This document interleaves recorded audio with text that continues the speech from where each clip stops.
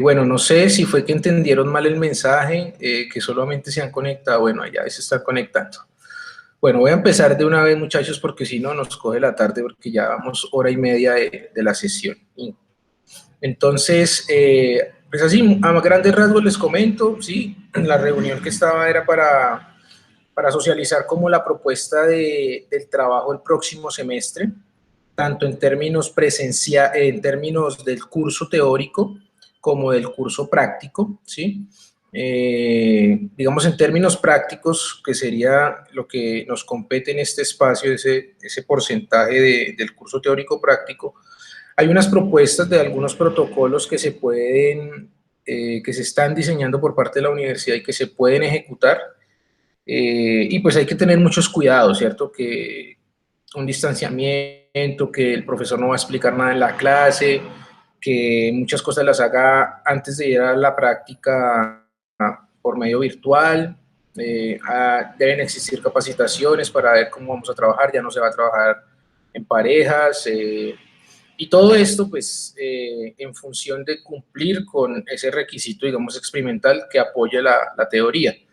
Y en ese sentido, digamos que en términos pues, de los protocolos de bioseguridad, solamente sería ir a realizar la práctica y nada más. Pues ni siquiera como saludarnos, ni hablarnos, o sea, algo como muy restrictivo lo tiene pronosticado y diseñado en estos momentos la universidad y específicamente pues los laboratorios.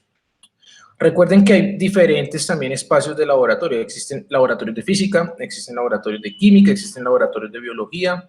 También, pues, cada uno, como es particular, en sus prácticas, pues, también tendrá algunas particularidades. Pero de manera general, pues, eso es más o menos lo que les cuento. Eso, digamos, no nos adelantemos hasta los hechos, hasta que la universidad diga, mire, el protocolo va a ser este, y lo vamos a trabajar de esta manera, ¿sí? Entonces, pero les adelanto algo, eso era lo que estábamos hablando, también más o menos cómo se va a trabajar, se van a trabajar los cursos de esta manera virtual. Recuerden que la presencialidad es casi que una excepción en términos de los laboratorios, ¿sí? Porque es importante que las prácticas de laboratorio se lleven a cabo porque es un espacio más complejo de reemplazar. Entonces, pues lo que yo les digo, muchachos, hasta que realmente no llegue, digamos, ya el protocolo listo, profe, mire, usted va a hacer esto, necesito que ya lo socialice con los muchachos y vamos a trabajar de esta manera, pues no nos adelantamos a los hechos, ¿cierto? Vuelvo y les digo, ya se Profe, está haciendo como todo un trabajo en función de, ya te doy la palabra, tranquilo, en profe. función de trabajar en esa ruta, ¿cierto? Para que tengamos la posibilidad de hacer nuestras prácticas. Entonces, cuando llegue el momento, si lo vamos a hacer, si se van a realizar, pues muchachos, lo haremos, ¿listo? Con todo el cuidado que debamos tener, así como lo dice la universidad, porque pues de lo contrario no podríamos hacerlo, ¿sí? Profe, o sea que en ese orden de ideas, pues más o menos lo que se espera, yo sé que no me puedes decir nada concreto, pero más o menos entonces de lo que se está hablando es que para el otro semestre es posible, pues es probable que se puedan hacer esas prácticas, pero entonces a la presencialidad tampoco estamos planteándonos volver así como muy rápido como el otro semestre a ver teoría. No, nada, solo laboratorios. Y O sea eso que los... solamente yo creo que el otro semestre es virtual, Ah, listo, virtual, profe. ¿sí? Lo Listo. único serían las prácticas, de pronto, bueno, si están cursando, o bueno, cuando se matriculen, porque ya estamos hablando del otro semestre, cuando se matriculen y escojan los cursos, cursos que tengan parte teórica y parte práctica, queda como volver a la presencialidad, entre comillas, a realizar esas prácticas. Pero lo que les digo, o sea, solamente tú vas a llegar, vas a hacer las mediciones y ya, hasta luego, ¿sí? Pues hay como una normatividad bien restrictiva en cuanto a eso, en cuanto como a las distancias de los mesones, que solamente van a haber dos estudiantes, que la distancia entre el profe y los estudiantes pues también, hay que van a haber delimitados espacios o marcas, señalización en el espacio del laboratorio para que conservar todo ese distanciamiento, en fin. Hay que esperar, muchachos, sí, hay que esperar cuando llegue el momento, si se va a realizar, pues ya como meternos también en la película, meternos en el cuento, y si lo vamos a hacer, pues obviamente de la manera más responsable, teniendo en cuenta obviamente siempre el autocuidado. Bueno, no sé, no siendo más para no alargar, porque Ok, nos va a coger la noche. gracias. Listo. Igual, muchachos, cualquier cosita pues que yo sepa, ustedes saben que yo se las informo. También está el profe Carlos, él no les da laboratorio, pero tiene el otro curso que también da laboratorio, entonces estamos ahí relacionados, ¿cierto? Si ustedes en este momento están viendo alguna biología o alguna física que también tenga laboratorio, también sus profes les comentarán. Entonces, pero vuelvo y les digo, esperemos que las cosas ya sean concretas para no empezar ahí como a divagar. Bueno, muchachos, vamos a hacer la sesión de hoy. Veo que faltan algunos estudiantes, solamente una estudiante me dijo que no podía asistir. Listo, de resto, igual pues yo grabo la sesión, se las envío. Ya voy a compartirles la pantalla para lo que vamos a discutir el día de hoy.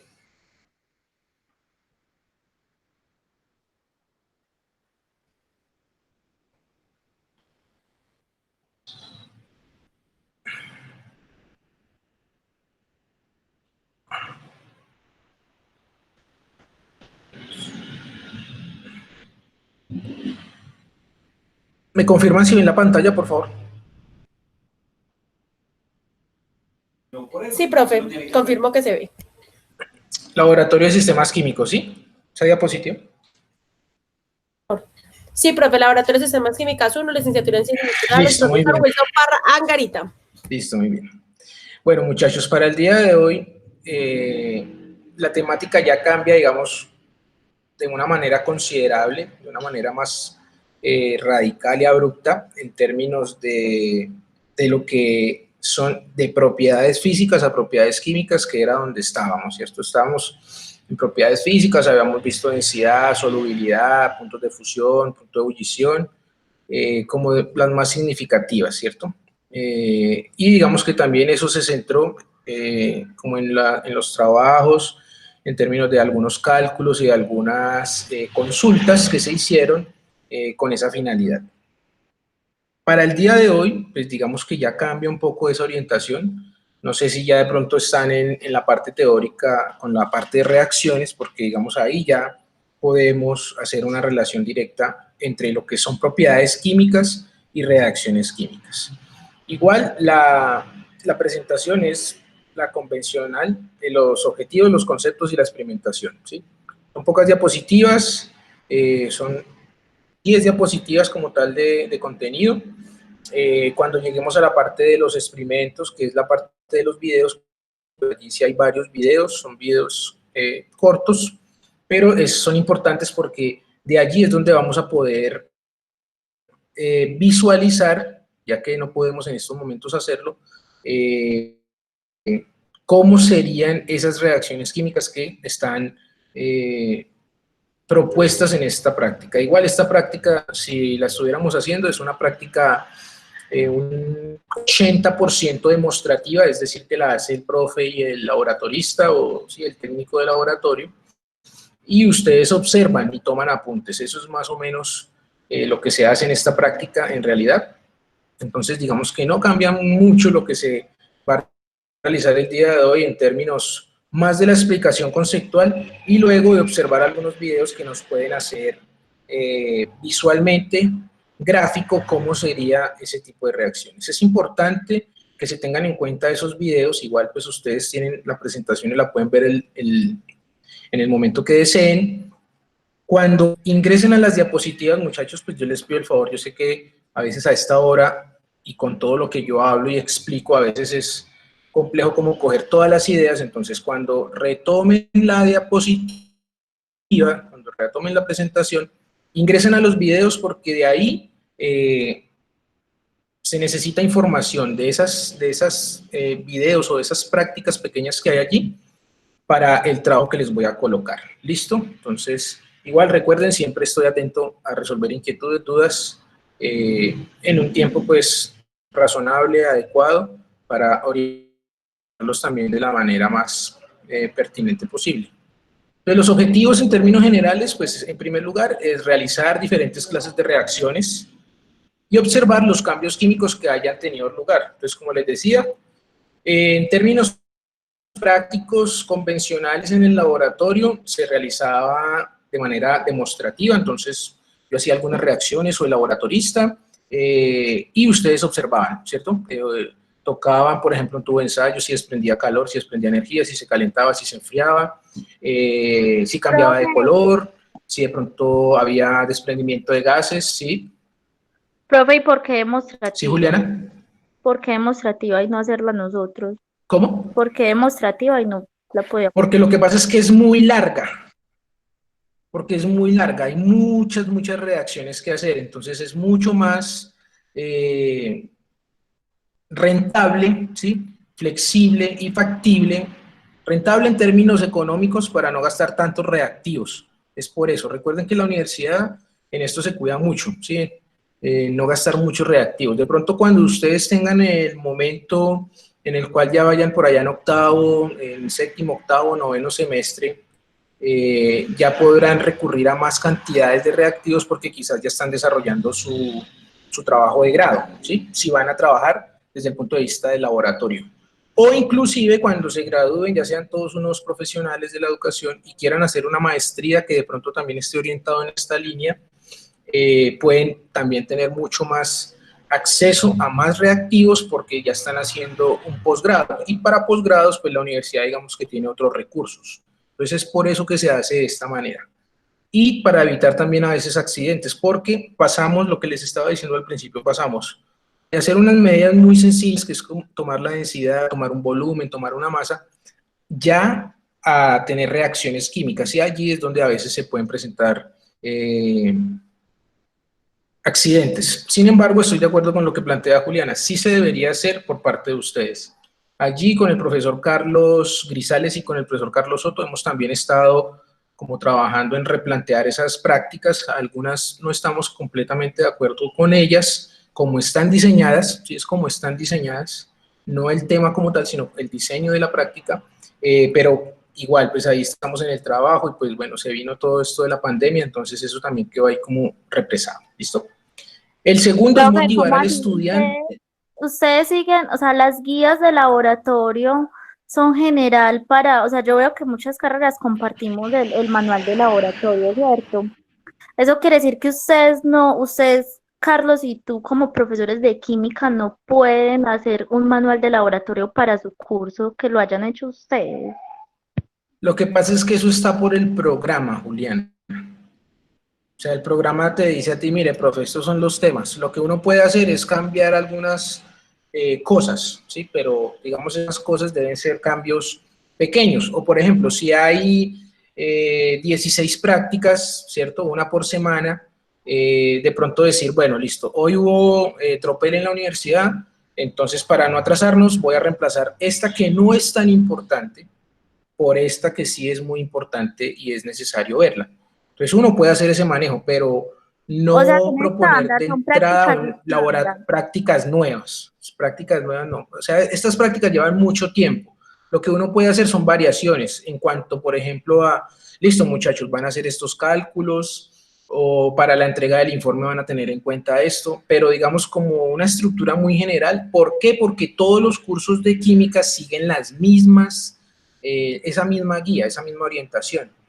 Entonces, por eso era que les decía que hemos tratado como de hacer un rediseño, porque inclusive hay carreras que no son licenciatura en ciencias naturales, no son, pues digamos, no son de la facultad como tal, por ejemplo, farmacia, o sea, química farmacéutica, química pura, algunas ingenierías que también ven química, también hacen estos mismos diseños de prácticas, ¿sí? Entonces, nosotros sí hemos intentado y hemos propuesto cambiarlas para tener como otra orientación, pero bueno, lo que les digo, eso también incluye pues bastante trabajo, todo esto del COVID detuvo muchas cosas. ¿Listo?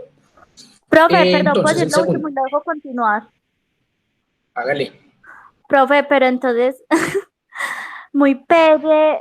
muy perezo, porque entonces cómo quieren, o sea, la pedagogía, todo lo que nos enseña sobre la didáctica de enseñar, y entonces siempre vamos a estar sujetados a algo estandarizado y general, o sea, no se le aplica ahí la esencia, no sé. Bueno, ya, continúe, profe.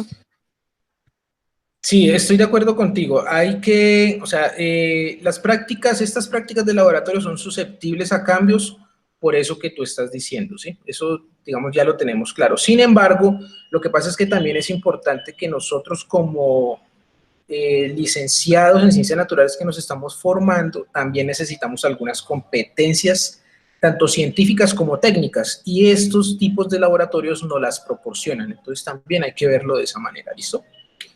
Entonces, segundo, motivar al estudiante a observar, analizar y explicar las características inherentes a ciertas reacciones sencillas.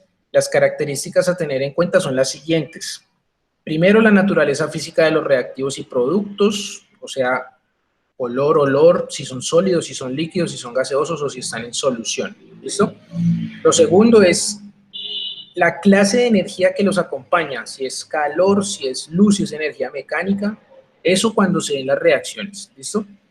La siguiente, el papel que desempeñan ciertas sustancias en el proceso de las reacciones químicas, como por ejemplo catalizadores o inhibidores, eso lo vamos a ver más adelante.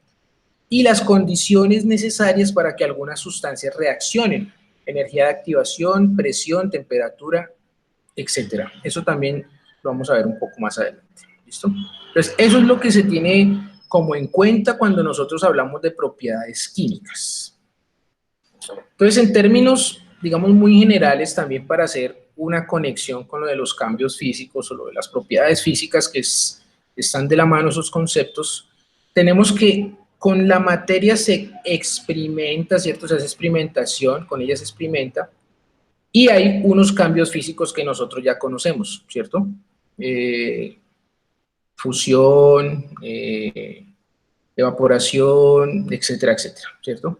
Cuando nosotros ya nos vamos a la parte de los cambios químicos, es esta parte en el mapa conceptual, entonces lo que tenemos que tener presente es que se dan a través de reacciones químicas, donde hay reactantes o reactivos y productos representados en una ecuación química. Entonces, fíjense que por eso les decía que si de pronto ya habían llegado explícitamente al tema de reacciones químicas, porque ahí ya podríamos comprender muchas más cosas en términos de las propiedades químicas.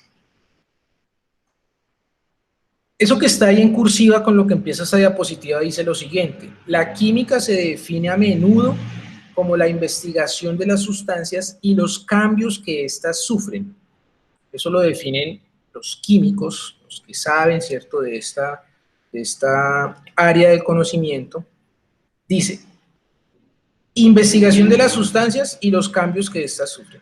Cuando hablamos de cambios es que nos referimos explícitamente, ¿sí?, y específicamente a reacción química.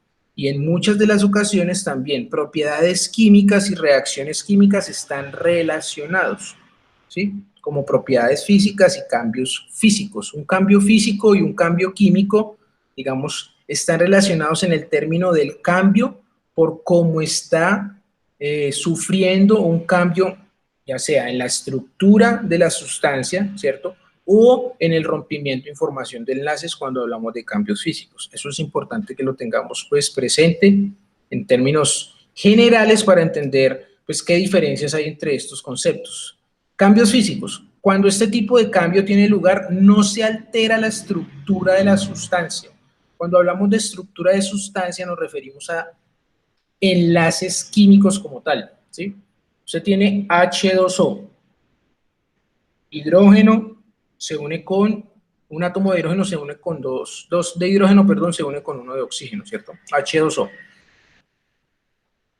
La estructura de esa sustancia que los mantiene unidos son los enlaces que están interaccionando entre el hidrógeno y el oxígeno.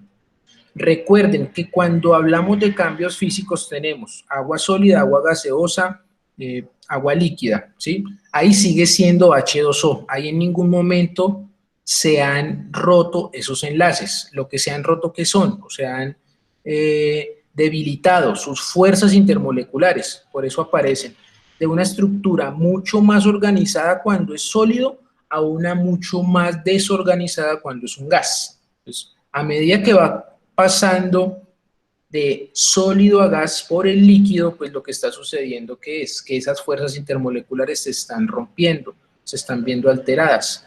Pero cuando yo rompo ya los enlaces del agua, yo ya estoy hablando de hidrógeno por un lado y oxígeno por un lado.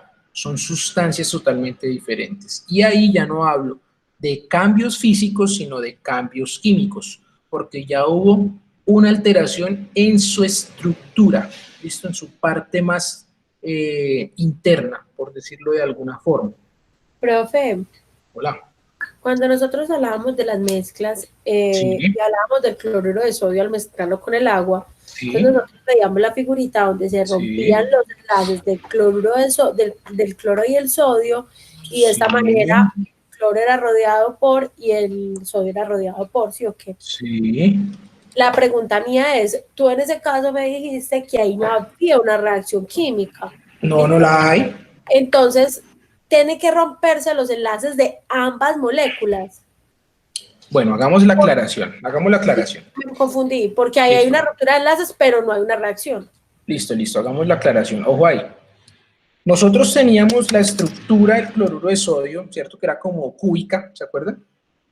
Y en esos, el agua rodeaba por un lado, ¿cierto? Al sodio y por el otro lado al cloro. Recuerden que esos, el cloro y el sodio, no se rompen. ¿Qué es lo que sucede con ellos?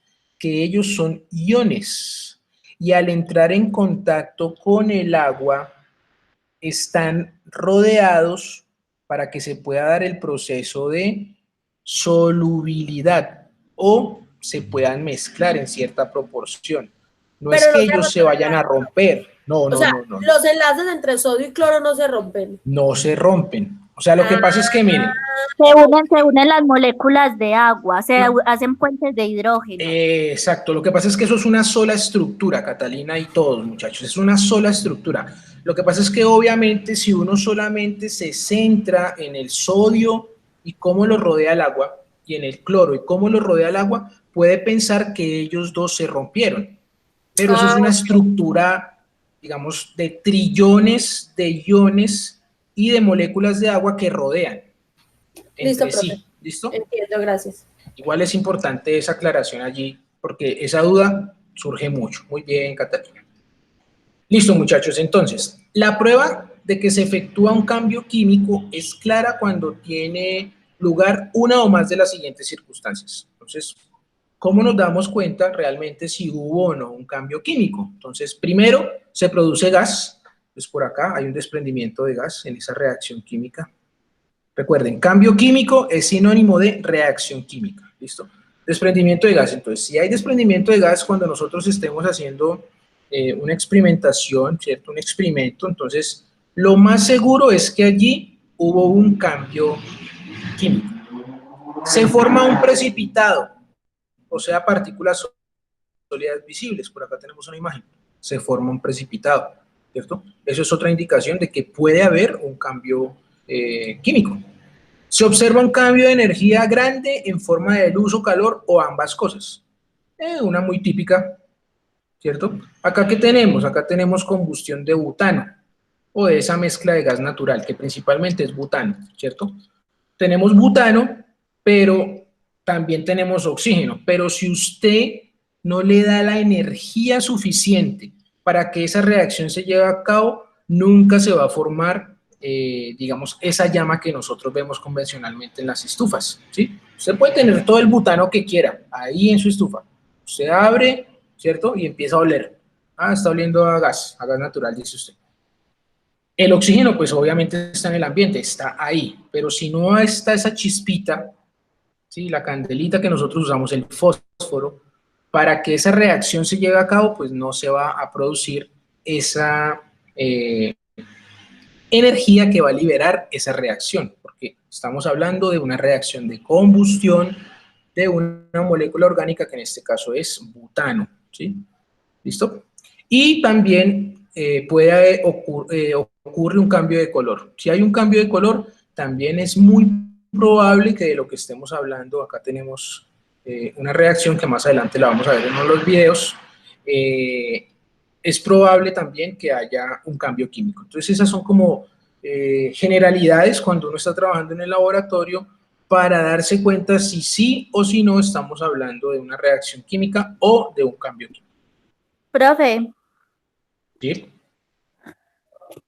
no, o sea, quería agregar con respecto a lo que dice Cata, más lo de tu explicación.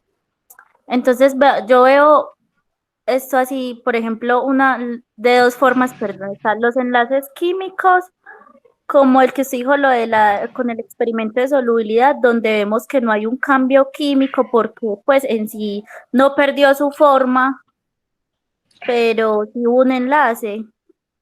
Un cambio químico siempre cambia, pues hay un cambio de forma del estado de la sustancia. No te estoy entendiendo.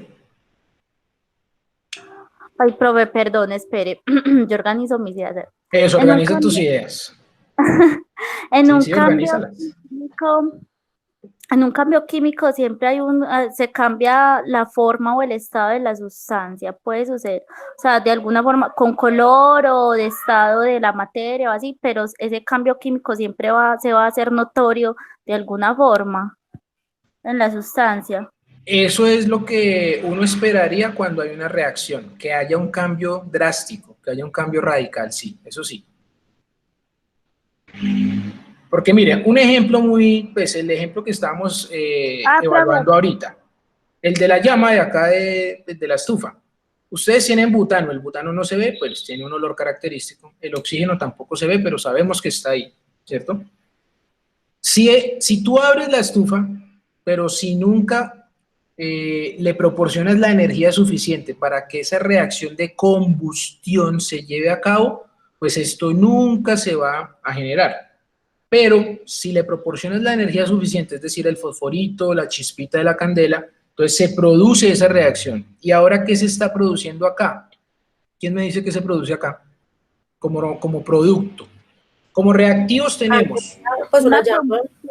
No. Como reactivos tenemos oxígeno y butano. Sí, butano es un compuesto orgánico. Su fórmula es C4H8. C4H8. Cuatro átomos de carbono, 8 de hidrógeno. Eso se une con oxígeno. Le proporcionamos la energía suficiente, es decir, esa chispita, y se genera la llama. ¿La llama por qué se genera? Porque está liberando energía. Entonces ahí vamos a un concepto que ya habíamos visto por allá. Es una reacción exotérmica, por eso nosotros usamos esta reacción, para calentar todos nuestros alimentos y demás, ¿sí? Pero ¿qué se está formando como compuestos químicos allí? ¿Qué se forma? En una combustión, ¿qué se forma, muchachos? Óxido de butano, alguna cosa así. No. No, ni idea, profe. Cercano.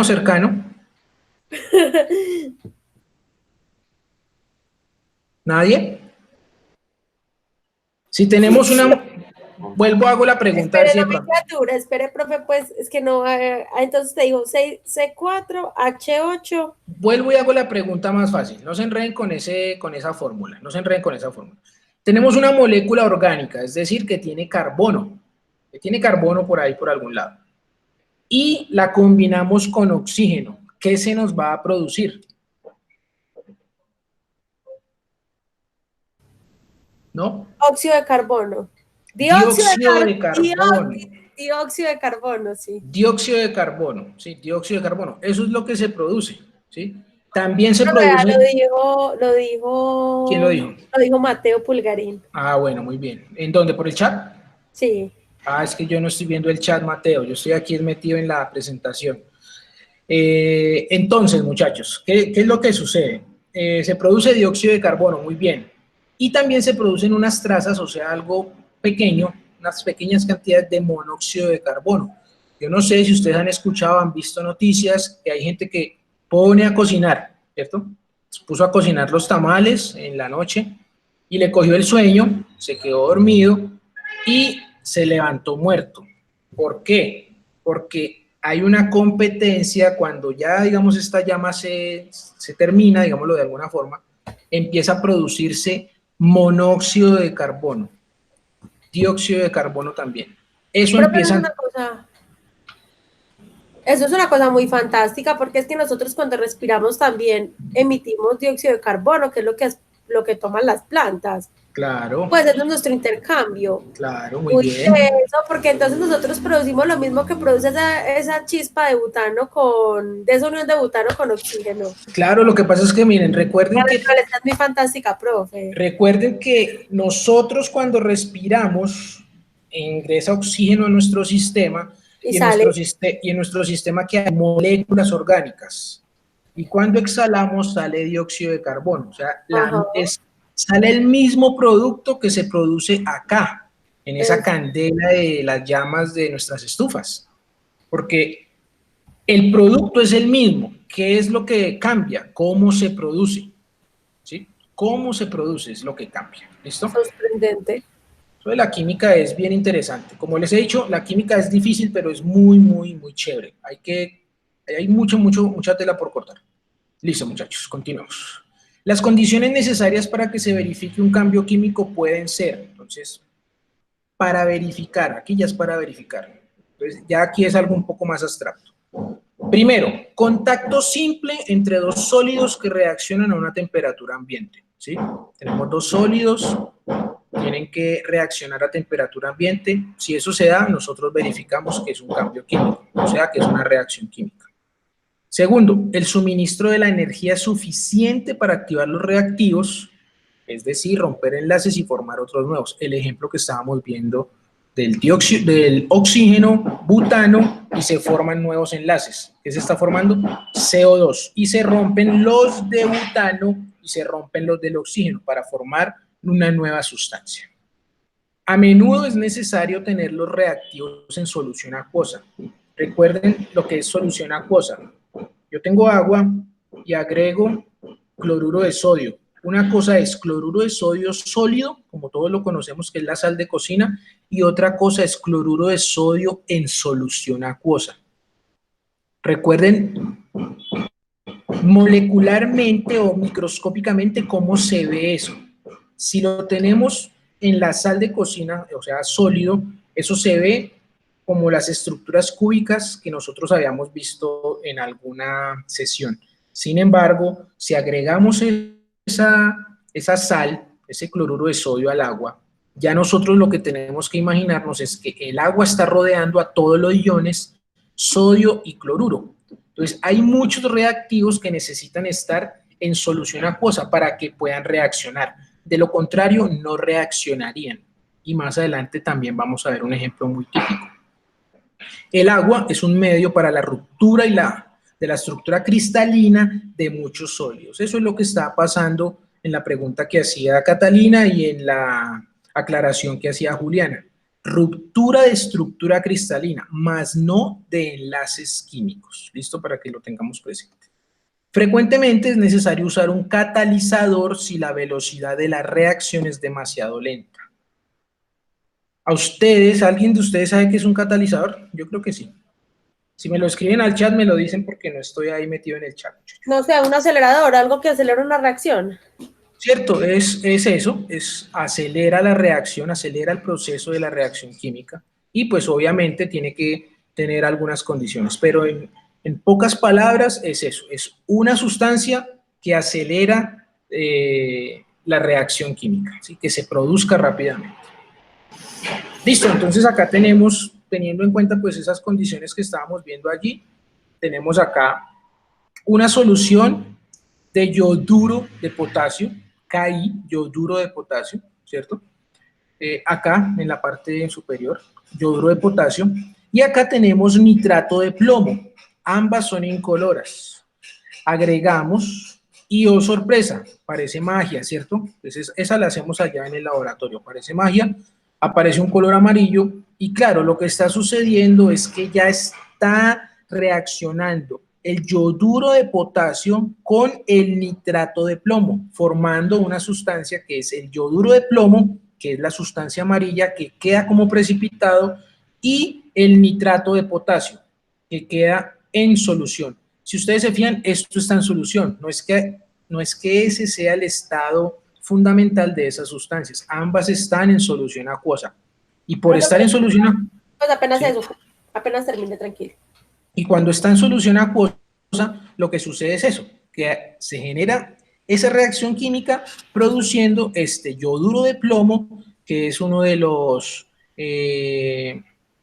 precursores de muchas de las pinturas, no solamente de ese amarillo, sino de muchas de las pinturas convencionales que conocemos. ¿Sí, Catalina? Profe, ¿podría uno inferir que cuando hay una reacción química se cambia de una sustancia a otra? Una sustancia se transforma en otra. En otra o en otras, o sea, pero no queda la misma, o no es inferible eso. O sea, no es que, o sea, no, es que como lo estás planteando, estás diciendo es que como que hay un cambio, ¿sí? O sea, como que, por ejemplo, hay una reacción química entre los dos, entonces ahora yo voy a ser Catalina y tú vas a ser Wilson. O sea, no es tan así, ¿sí? No que se cambien entre ellos, sino que se produce una sustancia nueva. Obvio, eso sí. Pero claro. ya no va a estar esa misma sustancia. Y la pregunta Tata, no es como cuando papá y mamá se quieren mucho. No, ya no está. Un hijo. Tienen un hijito llamado Cata. Ok. Digamos que es un buen ejemplo, pero eso es más biológico que químico, ¿sí? Profe, pero ¿hay forma de retroceder algunas veces esas reacciones o no? Y volver otra vez a los compuestos iniciales. Digamos que eso depende de la reacción, primero, eso depende de la reacción, de las condiciones bajo las cuales sucedieron, ¿cierto? Y hay un concepto que si la reacción es o no reversible, ¿sí? En algunas ocasiones hay algunas reacciones que es mucho más fácil, en términos experimentales, devolvernos, o sea, hacerlas reversibles, como por ejemplo acá, tenemos yoduro de plomo, nitrato de potasio, y yo quiero, a partir de esto que tengo acá, devolverme a sus componentes iniciales. En algunas ocasiones eso se puede hacer, en otras reacciones no. ¿Sí? El concepto clave ahí es reversibilidad de la reacción. Hay algunas que son reversibles, otras que no. Profe, yo tengo una pregunta. ¿Sí? En caso de que estuviéramos haciendo el laboratorio presencial, usted nos puede poner uno de los puntos del laboratorio que, por ejemplo, no haya una reacción.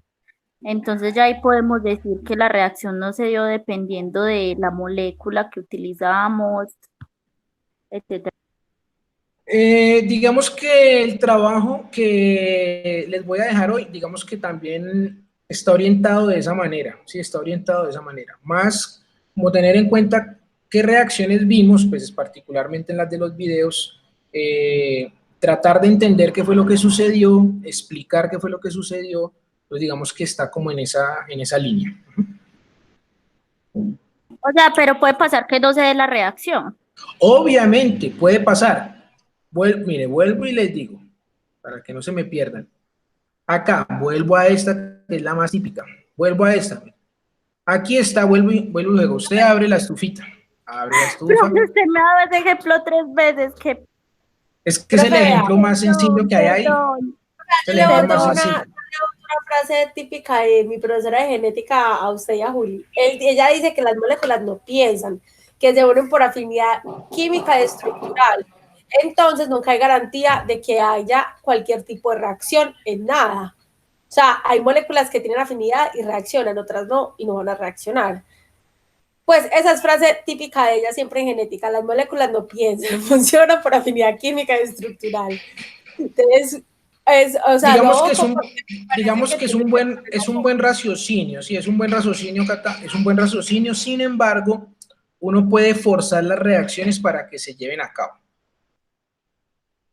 O sea, inicialmente eso que planteas sería de manera natural y espontánea, sin necesidad de forzarlas, es decir, claro, sin necesidad de aumentar la temperatura para que sucedan, sin necesidad de aumentar la presión para que sucedan. Eso se puede hacer en la naturaleza y digamos en términos químicos, pero uno también puede forzar. Bueno, voy a llevar a esta reacción aumentar muchísimo la temperatura y se lleva a cabo. Voy a aumentar muchísimo la presión y se lleva a cabo, ¿sí? Pero supongo, profe, que hay algunas que hay moléculas que no, o sea, que usted puede hacer muchas cosas y no tienen por qué reaccionar, o no pasa que haya moléculas que pase eso. Siempre va a haber alguna forma de despertar, de propiciar una reacción. Lo que pasa es que los químicos, cuando empiezan a estudiar reacciones químicas y ven que hay alguna potencialidad en términos de aplicación de alguna sustancia, ellos empiezan a hacer muchos experimentos. Si no se lleva a cabo la reacción de manera espontánea y natural, para que se lleve a cabo, ¿sí? Digamos, es muchos de los dispositivos tecnológicos que usamos no son reacciones convencionales en que yo coloqué, por ejemplo, oxígeno e hidrógeno y se formó agua, sino que empezaron a hacer cambios de presión, de temperatura, de composición, de concentración, o sea, un sinfín de juegos, llamémoslo de esa manera, para que en algún momento la reacción se pudiera llevar a cabo, ¿sí? Digamos. Profe, y entonces, ¿qué pasa en el caso que puso Juliana? Que no reacciona, pasa es que no están las condiciones, no se han propiciado las condiciones suficientes o no se ha presionado, digamos, entre comillas, porque no me refiero a la presión específicamente, sino como el hecho de hacer cosas para que se dé esa reacción. Exacto, eso es lo que sucede, no están las condiciones dadas en términos, por ejemplo, las variables que más dependen de una reacción, la temperatura y la presión. Hablemos solo de la temperatura, que no está la temperatura indicada para que la reacción se lleve a cabo, entonces ahí no se puede hacer nada. Así tengas tú 1 kilo de oxígeno y 1 kilo de hidrógeno gaseosos, si tú los unes, por ejemplo, tienes 2 globos y los vas a unir, ahí nunca se te va a formar agua. Pueden pasar 1.000.000 de años, nunca se te va a formar agua si no agregas cierta temperatura, cierta energía para que puedas formar agua a partir de esos componentes iniciales. ¿Sí? Todas las reacciones químicas requieren energía. ¡Ay, no! Hay unas endotérmicas y otras exotérmicas. Ya me respondí a mí misma. No, perdón, listo. Omita mi pregunta. Ignora, me pasó una bola de heno. Listo, muy bien. Entonces, acá vamos a... Estábamos aquí en esta diapositiva anterior, vamos a esta. Entonces, acá tenemos, y también con esto mismo que ustedes están preguntando, ¿cierto? Y con esto mismo, pues, que estamos discutiendo en términos de la energía de una reacción y cómo es su transcurso para que se lleve a cabo.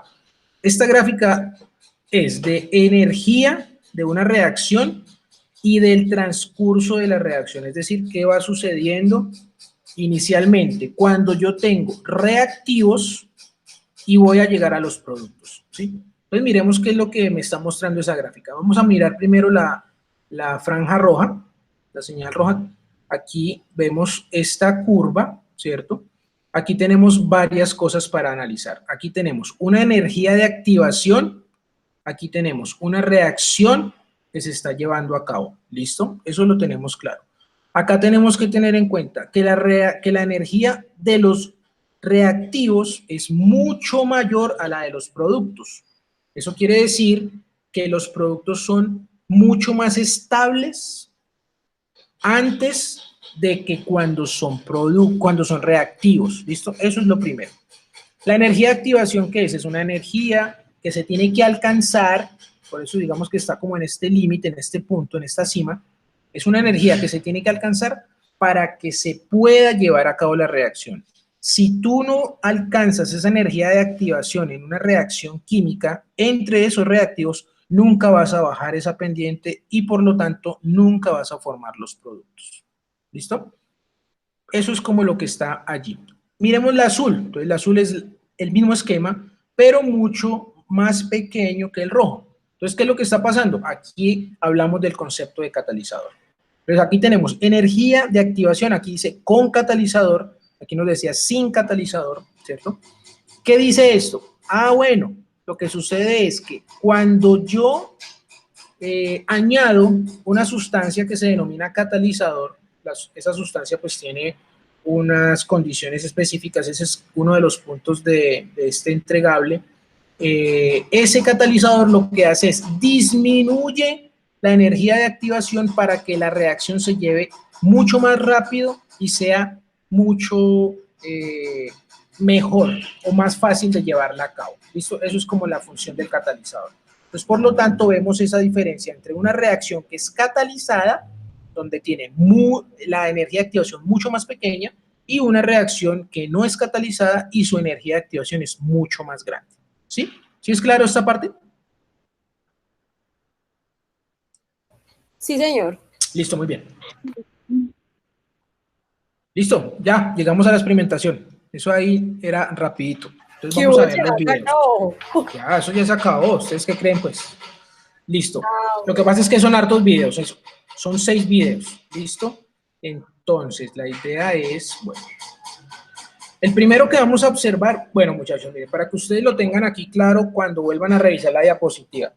¿Por qué de esto que está acá, de este último punto, de esta última diapositiva, hay varios puntos que usted tiene que prestarle interés, ¿listo? Y es quizás lo más complejo del entregable de esta oportunidad. Entonces acá yo les di una ayuda. Aquí dice, reacción de sustitución. Entonces acá tiene yoduro de potasio, nitrato de plomo, yoduro de plomo. Ah, profe, que no me sé sus nombres, entonces es momento de que se ponga juicioso a trabajarle a eso porque todo esto es nomenclatura. ¿Listo? En el segundo vemos reacción de neutralización. Tenemos hidróxido de sodio, ácido clorhídrico, ellos dos van a reaccionar, formamos cloruro de sodio y agua. ¿Listo? Y ahí tenemos el video, ya los vamos a ver. En el tercero, reacción de desplazamiento. Acá tenemos M, que significa metal, en este caso es una generalidad, es un metal. Acá tenemos ácido clorhídrico y ustedes ven cómo el metal está reemplazando el hidrógeno y se une acá al cloro. Y el hidrógeno sale como gas, ¿listo? Y aquí vamos a observar un video que se denomina serie de actividad de los metales, que ese lo hacemos en el laboratorio. O sea, todas estas reacciones que estamos acá, traté pues de buscarlas porque son las que se hacen en el laboratorio. Reacción de combustión, tenemos magnesio, oxígeno y se forma el óxido de magnesio. La quinta, reacción de descomposición. Vamos a obtener oxígeno a partir de calentamiento o de la descomposición térmica del permanganato de potasio. Y finalmente, una reacción de síntesis, donde tenemos sodio, agua y formamos hidróxido de sodio. Y también acá vamos a ver algunas series de actividades. Vamos a mirar los videos, ¿listo? No sé si tengan hasta acá alguna inquietud o ya nos vamos a ver los videos. Si tienen alguna duda me dicen, muchachos. Listo, nada. Listo. Entonces la invitación es lo que les digo. Aquí los vamos a ver, pues obviamente para discutirlos un poco más. Pero la idea es que vuelvan y los revisen, vuelvan y los vean, ¿listo? Esa es como la invitación. Y si no entienden algo, pues que me lo hagan saber también una vez lo revisen. Ahí están observando YouTube. ¿Me confirman? no, señor. ¿No? No, profe. Estamos viendo Se la quedan por ver.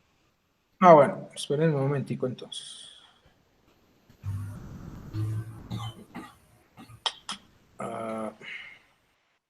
Esperen un momento.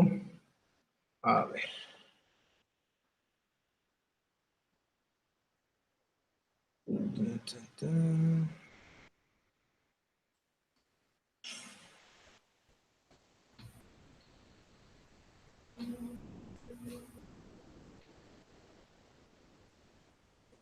Listo, ¿me confirman? ¿Ya está YouTube? Sí, señor. Listo. Entonces, esta es obtención de yoduro de plomo, ¿sí? Que era la de los frasquitos que veíamos ahí en esa diapositiva, donde molecularmente estábamos formando. Entonces acá nos dice, vamos a hacer una reacción química entre el yoduro de potasio y el nitrato de plomo, ¿listo? Estos videos también, si hay reacción química con nombres de compuestos químicos, aquí nos ayudan. Miren que acá nos están mostrando los nombres, mientras que yo en la diapositiva les muestro las fórmulas. Todo eso, digamos, también nos sirve para empezar a orientarnos.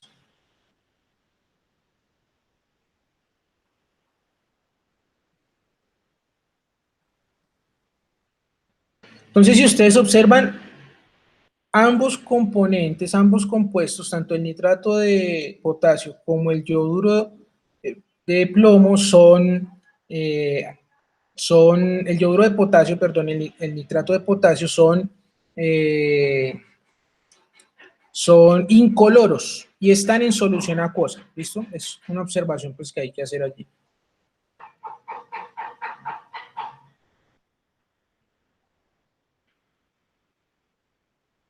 Automáticamente cuando entran en contacto, de una vez, ¿sí? Automáticamente puede decirse que se está formando esa sustancia amarilla que estamos viendo allí, la cual es el yoduro de plomo, por intercambio de iones. Cuando sucede eso, entonces lo que se está llevando a cabo es una reacción química. Y recuerden que era una de las condiciones, por decirlo de alguna forma, y era el cambio de coloración.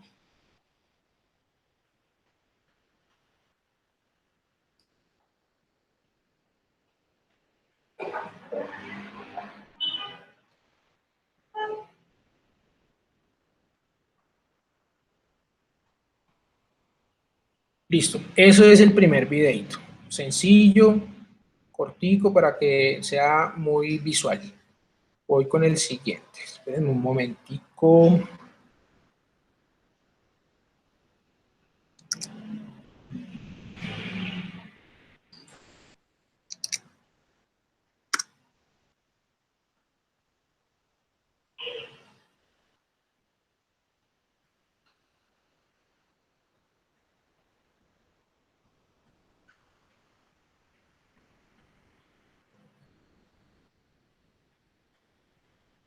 Listo. En este lo que tenemos es una reacción muy típica que inclusive en el laboratorio no se hace en esta práctica, se hace, digamos, mucho más adelante, y es la neutralización del hidróxido de sodio con ácido clorhídrico.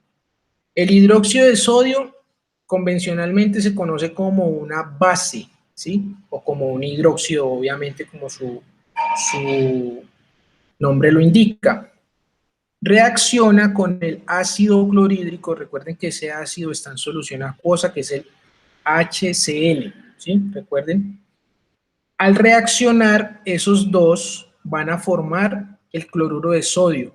Al formar el cloruro de sodio y agua como producto secundario, lo que estamos formando es una sal neutra, porque no hay ningún ácido que haga parte de esa sal. Cloruro por un lado, sodio por el otro, ¿sí? ¿Qué se genera a partir de qué? De la reacción, vuelvo y digo, entre hidróxido de sodio como base y ácido clorhídrico como ácido. Una base fuerte que se considera al hidróxido de sodio y un ácido fuerte como se considera al ácido clorhídrico. Lo que observamos inicialmente, ¿sí? Profe, cuando nosotros en química hablamos de ácidos, de bases y, o por ejemplo, de cosas neutras, estamos hablando normal en la misma escala de pH conocida para todo. Exacto, digamos que cuando ya integramos ese concepto de pH, entonces estamos hablando neutra, digamos que está en una región que es como el 7, ¿sí? O sea, pues para ser como prácticos. Lo que está por debajo de 7 es ácido, lo que está por encima de 7 es básico, ¿sí? Sí, profe, sino que no estaba segura si lo estaba asociando por el lado que era. No, sí, obviamente. Lo que pasa es que uno al principio solamente habla de acidez y de basicidad y luego ya combina el concepto de pH y le da también como otra explicación desde ese concepto. Ajá. Listo, entonces, iniciando, lo que se ve acá en este frasco es hidróxido de sodio, recuerden que es en solución acuosa, ¿sí? Hidróxido de sodio. ¿Por qué está rosadito? Porque se le agrega una sustancia que se denomina fenolftaleína. Esa fenolftaleína lo que hace es que funciona como un indicador. ¿Cómo así que indicador, profesor? El indicador lo que hace es que funciona cuando yo lo agrego, esos agregan unas goticas, ¿sí? Solo unas pocas gotas. Eso se realiza para saber si lo que está, si esa sustancia es una base o un ácido. La fenolftaleína, cuando se combina con una base o con un hidróxido, en este caso es hidróxido de sodio, da esta coloración rosa, ¿sí? Si tuviéramos el ácido, entonces no daría ninguna coloración. Como estamos haciendo una neutralización, pues como su palabra lo dice, tenemos un ácido, tenemos una base, vamos a llegar a un punto neutro, o sea, vamos a buscar que el pH de esa reacción sea aproximadamente 7. Al buscar eso, lo que yo estoy haciendo es que a medida, aquí como se ven en esta experimentación, a medida que yo voy agregando el ácido, pues la coloración va volviéndose mucho más pálida cada vez hasta que encontramos una tonalidad incolora. Cuando llegamos a una tonalidad incolora, entonces llegamos cualitativamente, eso sí, demasiado cualitativamente, porque hay un dispositivo que se llama pHímetro que mide el pH. Esto es muy cualitativo, pero al ojo lo que nosotros podemos decir es, bueno, listo, ya llegamos a un punto de equilibrio en el cual yo considero que ya se alcanzó la neutralización, pero pues para ser muchos más precisos, lo que les digo, existen otros dispositivos, otros instrumentos que nos ayudan.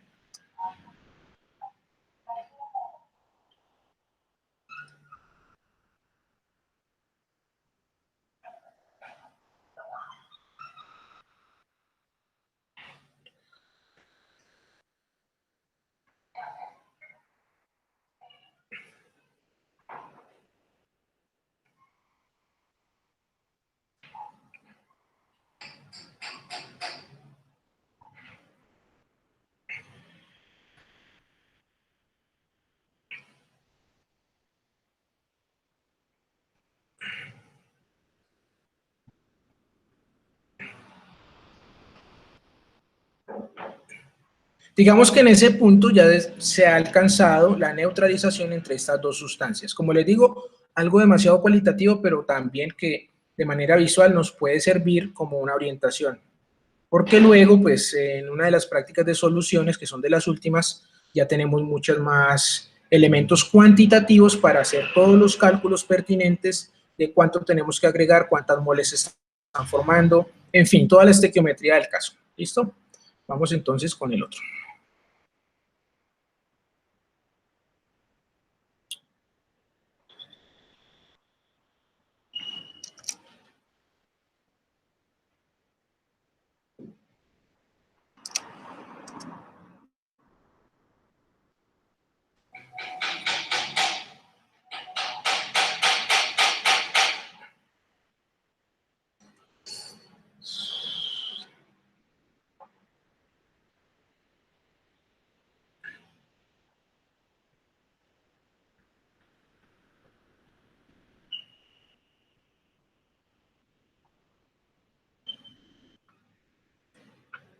Listo, acá entonces tenemos unas reacciones un poco más violentas, ¿sí?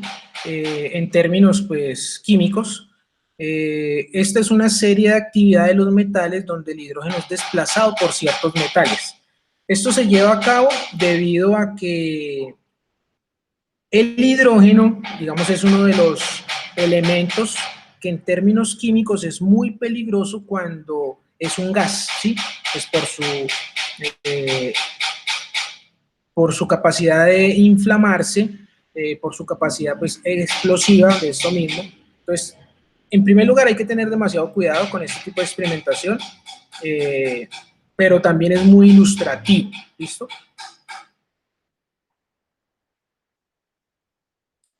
Entonces dice, el litio desplaza el hidrógeno del agua. Entonces, en primer lugar lo que vamos a ver es, tenemos el agua, tenemos el litio y lo que estamos obteniendo es hidróxido de litio, acuoso, recuerden, y el hidrógeno sale desplazado de esta reacción. ¿Listo?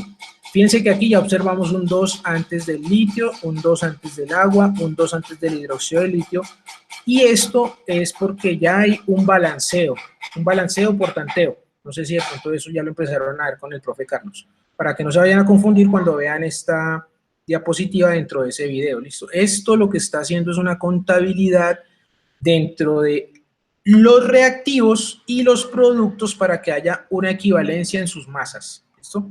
Eso igual, no sé si de pronto ya lo están viendo con el profe Carlos, pero para que no se vayan a enredar, les doy ahí los datos.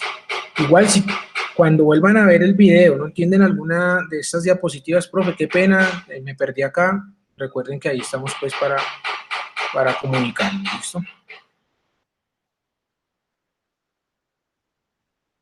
Si ustedes se fijan, el dispositivo de cuidado que plantea el señor que está allí son bastante altos porque es una reacción demasiado violenta que si no se tienen esos cuidados, pues puede sufrir daños.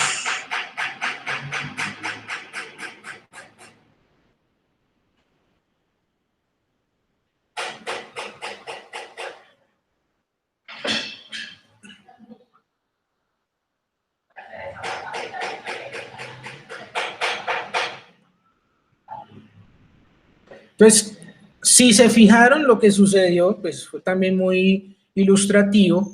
Tenemos agua, tenemos el litio, que él se lo agregó sólido, ¿cierto? Pero para acelerar la reacción, ¿el que agregó? Pues agregó temperatura de la reacción, añadió energía térmica y eso hizo automáticamente que saliera expulsado el tapón.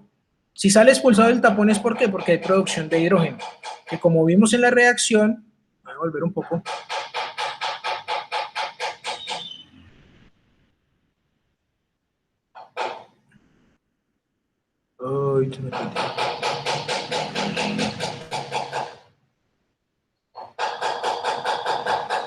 Este hidrógeno es el que está ocasionando que el tapón salga disparado de esa manera tan violenta, ¿listo? Para que lo tengamos ahí presente.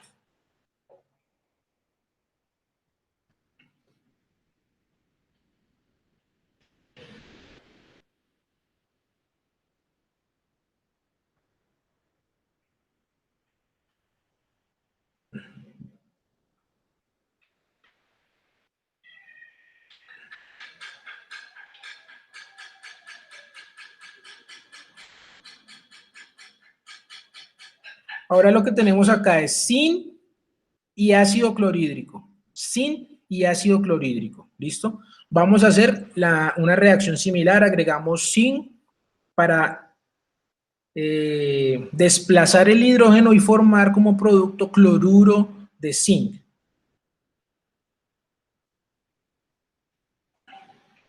Acá tenemos la reacción que les estaba mencionando, tenemos el zinc, tenemos el ácido clorhídrico y fíjense que se forma cloruro de zinc. Es decir, que el zinc desplaza el hidrógeno sale como producto gaseoso y se forma el cloruro de zinc.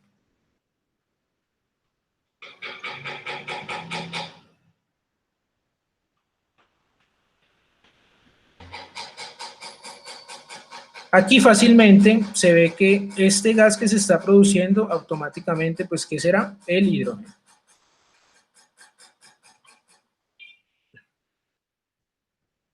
Lo que él está comprobando con la llama, ¿cierto? Es que lo que realmente se está produciendo es hidrógeno y como el hidrógeno es inflamable, pues por eso causa esa reacción.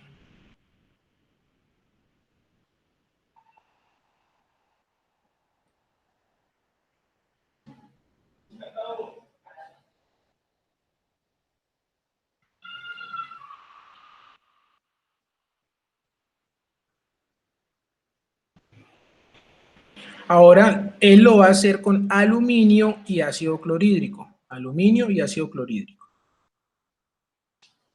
Acá tenemos la reacción, entonces tenemos aluminio, ácido clorhídrico, tenemos que se produce cloruro de aluminio y el aluminio desplaza el hidrógeno y acá tenemos el hidrógeno desplazado. Fíjense que los números acá son mucho más grandes debido a la relación que tiene el aluminio con el ácido clorhídrico. Eso quiere decir que necesitamos más cantidad de zinc por más cantidad de ácido clorhídrico. Eso también, digamos, podría ser un análisis, pero más estequiométrico, que no es de este laboratorio, pero que sí se podría hacer mucho más adelante en términos estequiométricos.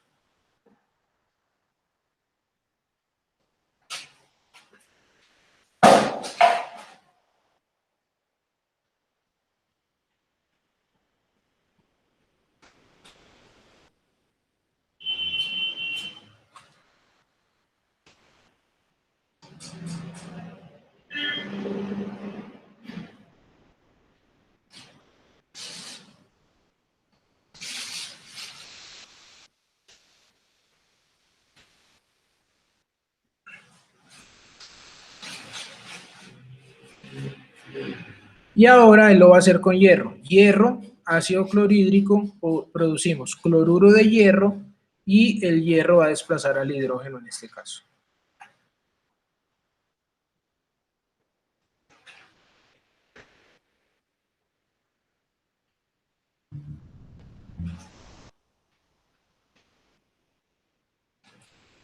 En este caso, si ustedes se fijaron, entre el zinc, el aluminio y el hierro, la actividad iba descendiendo. ¿Qué quiero decir con descendiendo? ¿Qué quiero decir con actividad iba descendiendo?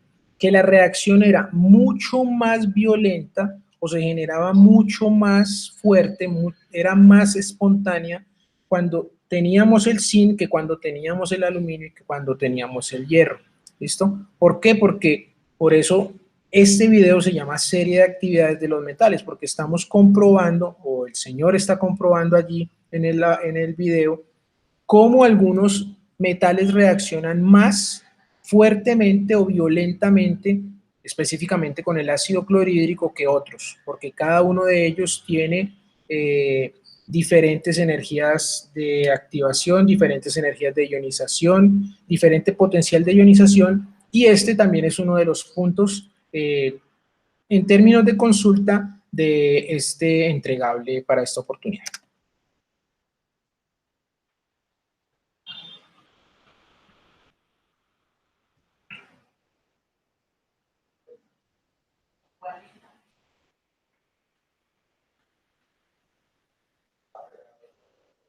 Aquí lo vamos a hacer con cobre, ¿cierto? Cobre, ácido clorhídrico también, para mirar qué sucede.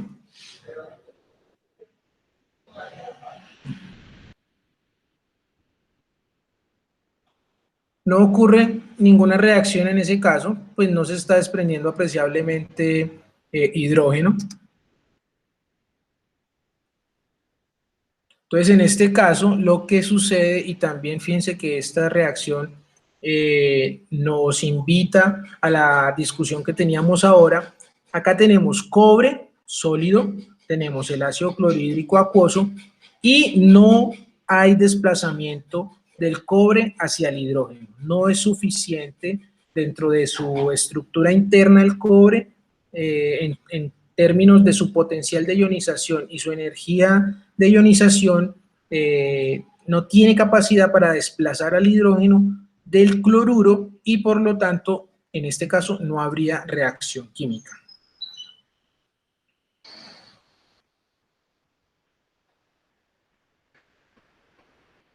Listo, eso sería por este lado. No sé si tengan alguna inquietud de ese que fue un poquito más largo. Tienen la inquietud, me la hacen saber para que quede lo más claro posible antes de que se vayan para acabemos la sesión, pues. Vamos a observar este que es el oxidación del magnesio o combustión del magnesio.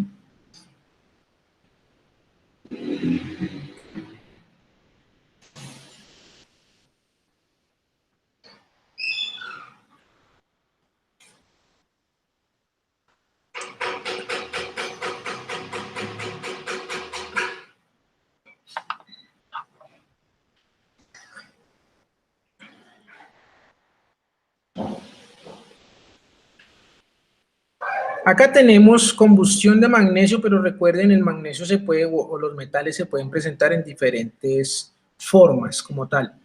En este caso van a hacer la combustión de una cinta de magnesio. ¿Por qué en una cinta de magnesio? Porque la cinta tiene mucha más área superficial de contacto con el fin de que haya una combustión mucho más evidente, por decirlo de alguna manera, porque pues por esto les muestro este video, porque es evidente la combustión.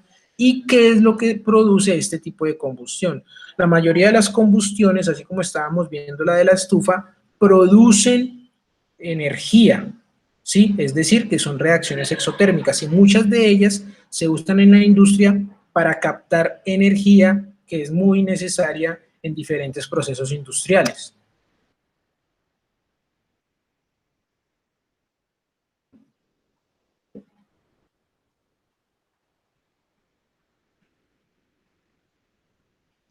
En algunas ocasiones lo que se hace con la cinta de magnesio, como es un metal y el óxido siempre está presente en el ambiente, este tipo de óxidos se oxidan muy fácilmente, ¿cierto? Entonces lo que se hace es limpiarla, digamos con una lija rasparla para que quede muy expuesto el magnesio y cuando se vaya a hacer la combustión sea mucho más explosiva o mucho más violenta.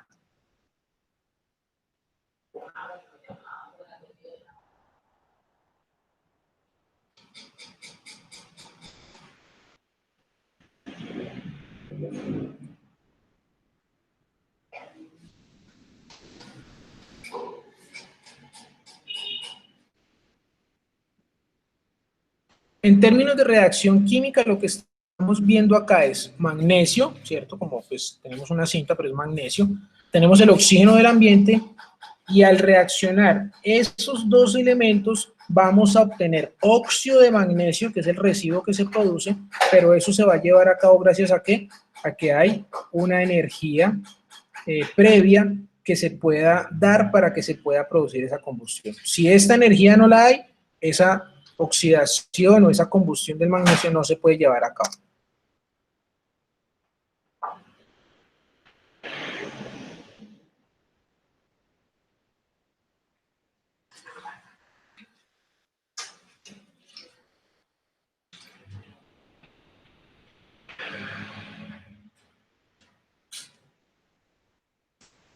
Aparte de ser exotérmica esta reacción, no necesariamente todas las reacciones exotérmicas producen luz, pero en este caso, esta produce luz, ¿listo? Aparte, pues tiene esa otra condición.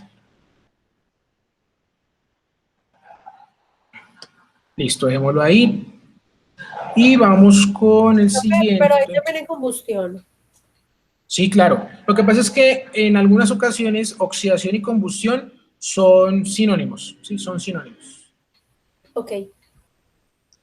Vamos con esta que es bien interesante, que es la reacción de descomposición, donde vamos a obtener oxígeno a partir de la descomposición térmica del permanganato de potasio. Esa es bien interesante.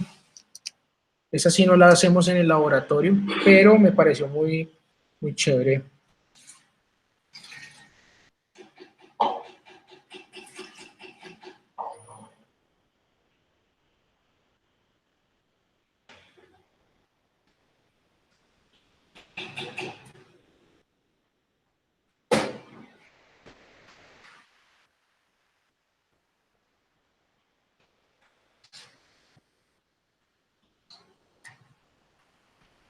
Bueno, acá el señor está hablando, pero no es nada importante. Más adelante ustedes se darán cuenta cuando lo revisen en casa. Va a hacer primero pues el montaje, va a hacer descomposición térmica del permanganato de potasio. El permanganato de potasio es un sólido negro. Va a hacer primero pues obviamente el montaje. Allí está agregando el permanganato de potasio.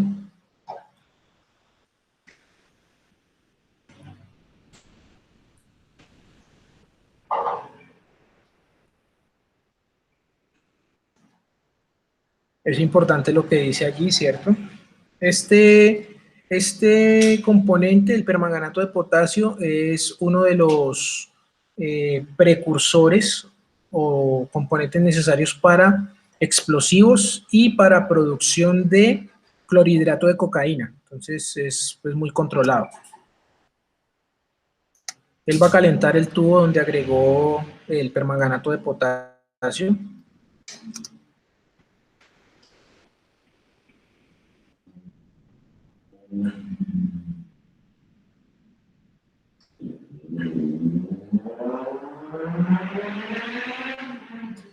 Ahí se supone que en ese gas que se observó del desprendimiento, miremoslo de nuevo, él inclina el tubo pues para...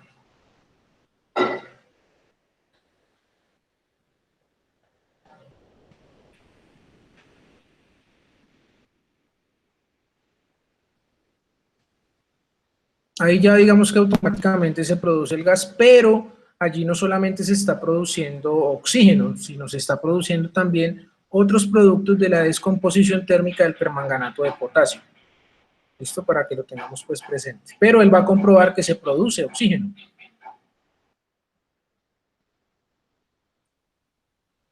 Él lo que hace es prenderle fuego a ese palito que tiene y luego, obviamente, como si hay desprendimiento de oxígeno, miremos qué es lo que va a suceder.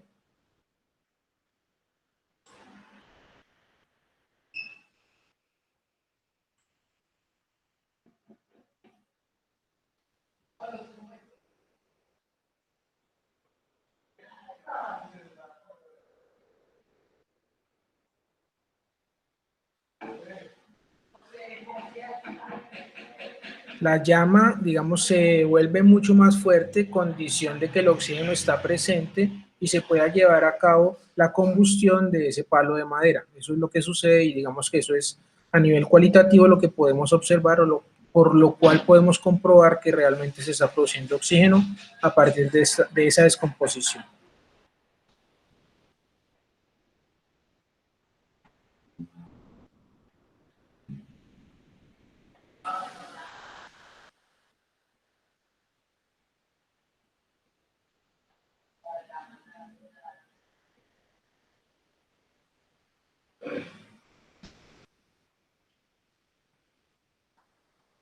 Ahí está la reacción química. Tenemos permanganato de potasio, debemos suministrarle energía o calor, ¿cierto? O si no, no hay descomposición, sino él siempre pues va a permanecer allí, por eso necesitamos agregar esa cantidad de energía, por eso es descomposición térmica. Se produce el permanganato de potasio también, se produce dióxido de manganeso y el oxígeno.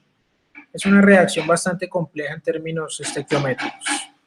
En términos estequiométricos es bastante compleja, pero en términos ilustrativos y prácticos me pareció muy interesante. Y finalmente vamos a observar la reacción de síntesis y también algún tipo de reactividad de algunos metales del grupo 1A, como el sodio, por ejemplo.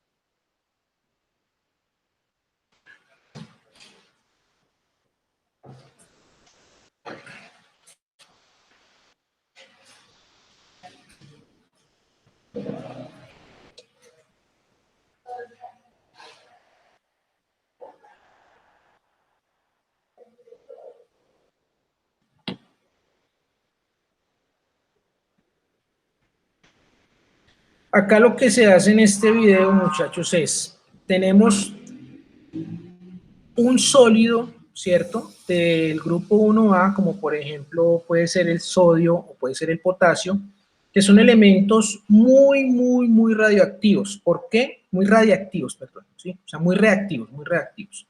¿Por qué son reactivos? Porque si hacemos la estructura de Lewis de esos elementos, tenemos que tienen un electrón en el último nivel de valencia.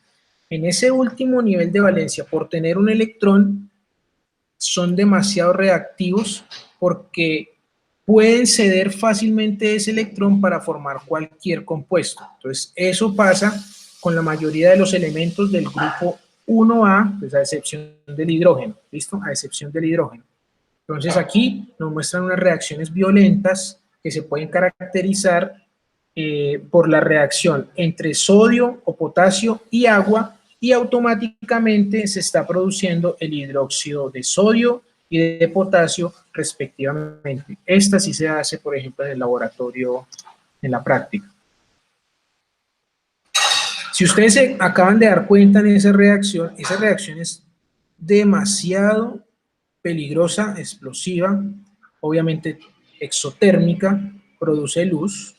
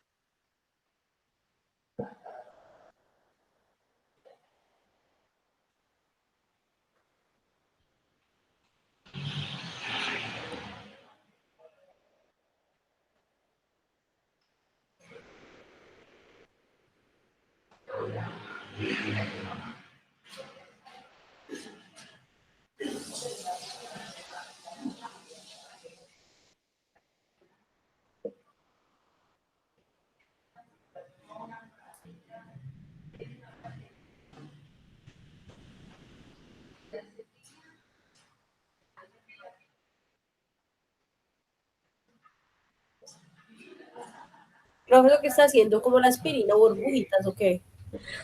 Sí, está reaccionando violentamente. Lo que pasa es que al principio, en la primera muestra que apareció en el video, había una cantidad más grande de sodio. En este tipo de reacciones lo que se recomienda es trabajar con cantidades pequeñas, porque entre más cantidad de sodio o de potasio trabajemos, mucho más peligrosa puede ser la reacción.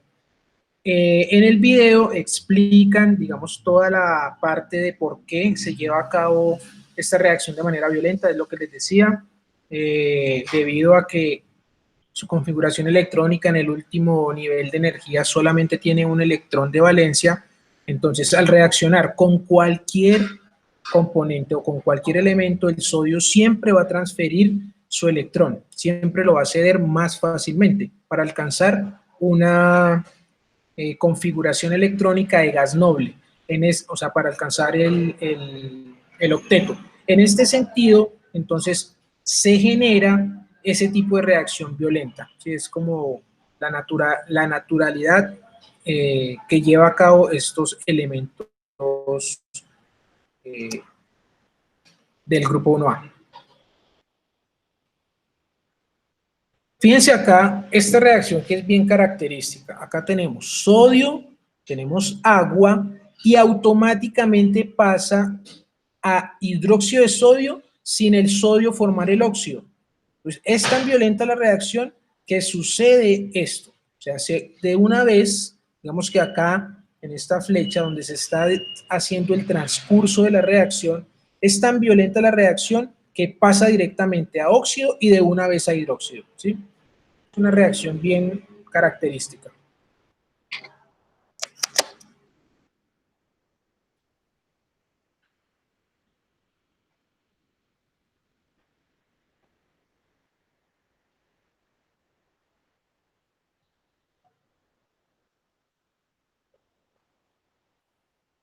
Listo, ahí hay una precaución, obviamente que hay que tenerla mucho cuidado, pues en caso tal de que se fuera a hacer. Listo, muchachos, entonces voy a dejar de compartir por acá y ya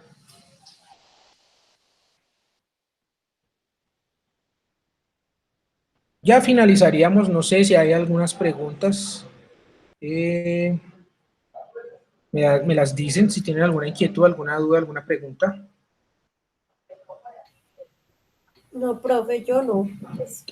Listo, muchachos, entonces, yo les envío el material, les envío las diapositivas, les envío la sesión, esta sesión grabada, El les entregable. envío el entregable y entonces estamos en contacto. ¿Listo? Muchas gracias por haber asistido, que pasen un resto de feliz semana y estamos en contacto. Feliz noche. Profe, gracias por la clase. Feliz Gracias, noche. profe. Listo, Feliz que estén noche. bien.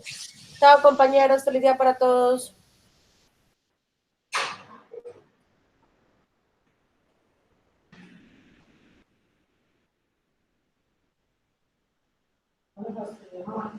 Hmm.